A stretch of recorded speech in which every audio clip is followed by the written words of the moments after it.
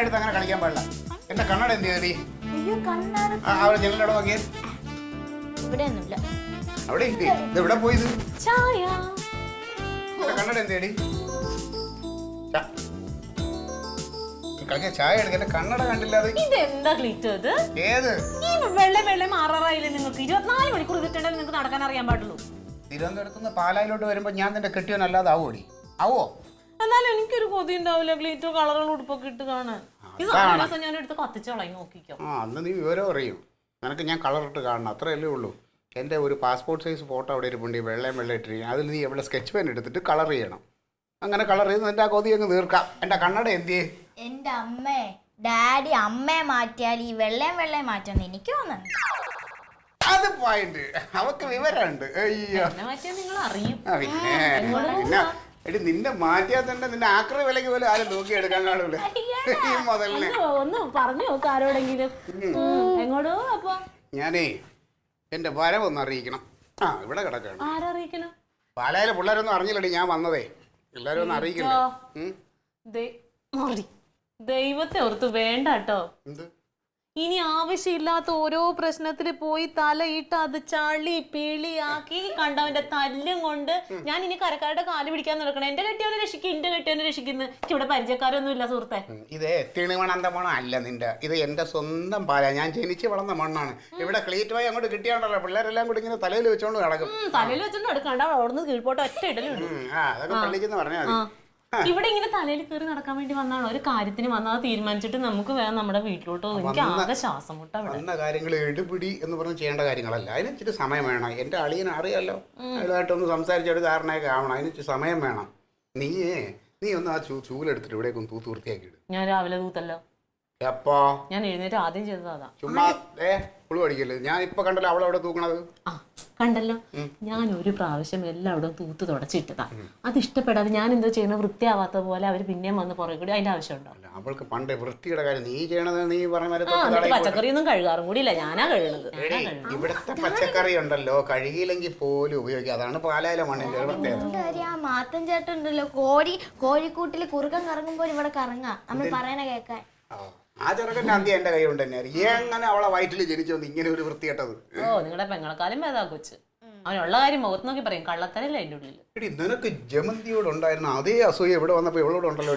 അയ്യോ നിനക്ക് എപ്പോഴാ ഇല്ലായിരുന്നേ? എനിക്ക് ആരോട് അസൂയയിലുള്ള കാര്യം ഞാൻ മുഖത്ത് നോക്കി പറയും, അത്രേ ഉള്ളൂ. അത് തന്നെയാണ് അവളുടെയും സ്വഭാവം. അവള് ഉള്ള കാര്യങ്ങൾ ഉള്ളതുപോലെ പറയും. അപ്പൊ വേറൊരു കാര്യം ചോദിക്കട്ടെ, എന്നിട്ട് മറ്റേ ആൾക്കാരെ അറിയിച്ചിട്ട് എന്ത് ചെയ്യാൻ പോവാന്ന്? ഞാനേ ഈ പാലയിലെ സ്പന്ദനം ഒന്ന് അറിഞ്ഞിട്ട് വരട്ടെ. ഇത് രാഷ്ട്രീയ പാരമ്പര്യമുള്ളൊരു മണ്ണാണ് ഈ പാല. അപ്പോൾ എന്നെ പോലെ ഒരു പൊതുപ്രവർത്തകൻ ഇവിടെ വരുമ്പോൾ അതിൻ്റെ വരവൊന്ന് അറിയിക്കണമല്ലോ. ചെറിയൊരു ഇടപെടൽ നടത്തിയിട്ട് ഞാനിപ്പോൾ വരാം. സ്പന്ദനം മുതുകത്ത് മേടിച്ചോണ്ട് വരരുത്. അപ്പം ഞാൻ വിളിക്കാം, തൈലോട്ട് തടവാം കേട്ടോ. എൻ്റെ വരും ഹവീൽദാർ. അച്ഛനെ പറയരുത് കേട്ടോ. പിന്നെ നിന്റെ അച്ഛൻ ഹവീൽദാരല്ലേ? പിന്നെ അയാളല്ലേ പറയാൻ പറ്റും, വേറെ അച്ഛനെ പറയാൻ പറ്റും. നിങ്ങളുടെ അച്ഛനെ പറയും. അതങ്ങ് പള്ളിയിൽ ചെന്ന് പറഞ്ഞാൽ മതി. പള്ളിയിൽ അച്ഛൻ്റെ അടുത്ത്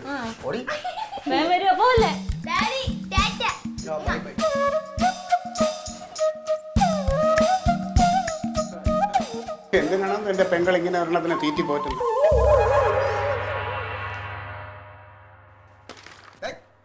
എടാ ചെറുക്ക, ഇത് കഴുത്തി കുരുങ്ങി ചാവോ ഇങ്ങനെ ഇത് വായിച്ചോണ്ട് കിടന്ന? അത് വേറെ പണിയൊന്നുമില്ലേ?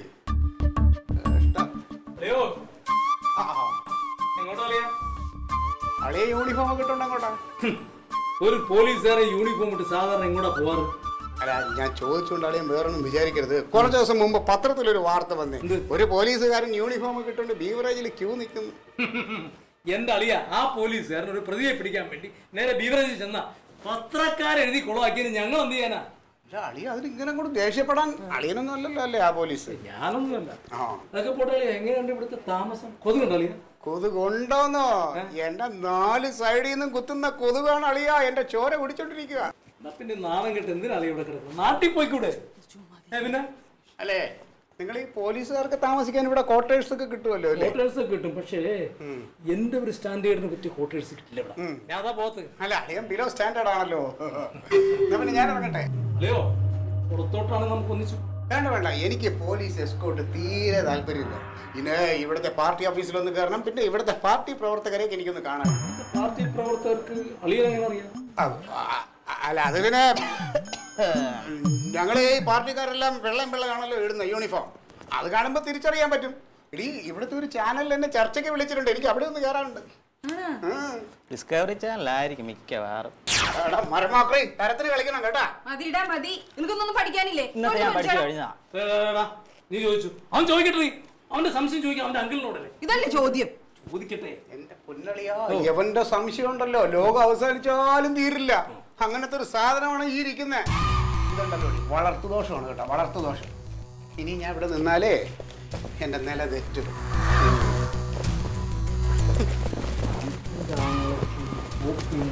സംസാരത്തിലൊക്കെ എന്തോ ഉദ്ദേശമുണ്ട്.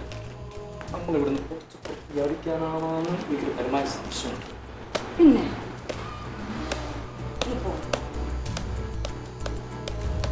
പപ്പാ, പപ്പയുടെ നിഗമനം വളരെ ശരിയാ. അല്ലേ? അങ്ങയുടെ ഉദ്ദേശം അത് തന്നെയാ. അല്ലേടാ കൊടുക്കേ, നീയാടാ ഒരു പോലീസുകാരന്റെ യഥാർത്ഥം.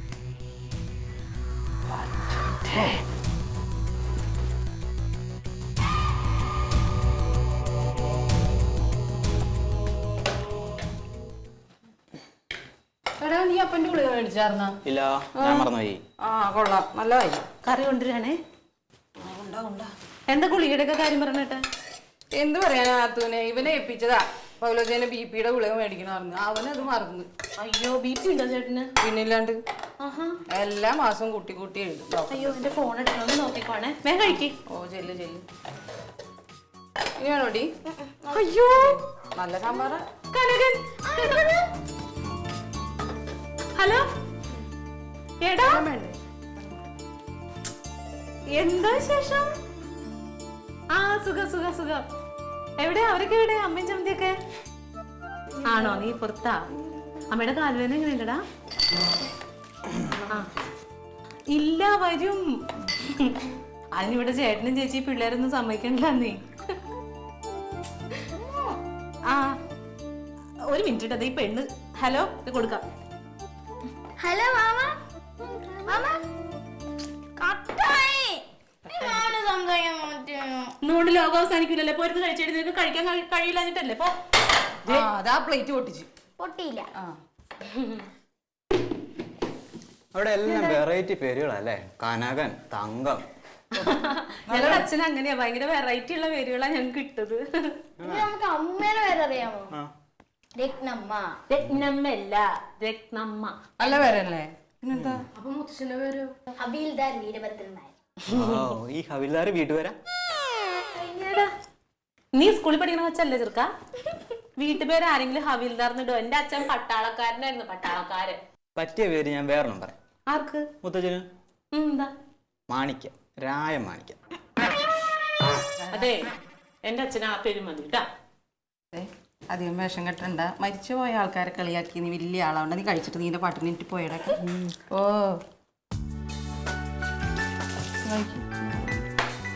എനിക്ക് വെള്ളം വേണോടി? സാമ്പാർ. ഓ ഈ കരിഞ്ഞ ദോശ വേഗം കഴിച്ചേ. കരിഞ്ഞ ദോശ അല്ല വേറെ വല്ലതും ഉണ്ടോന്ന്? ആരുണ്ടെങ്കിൽ ദോശയമ്മ?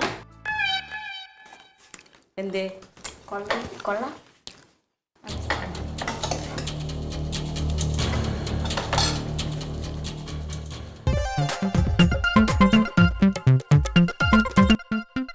Alien versus Alien.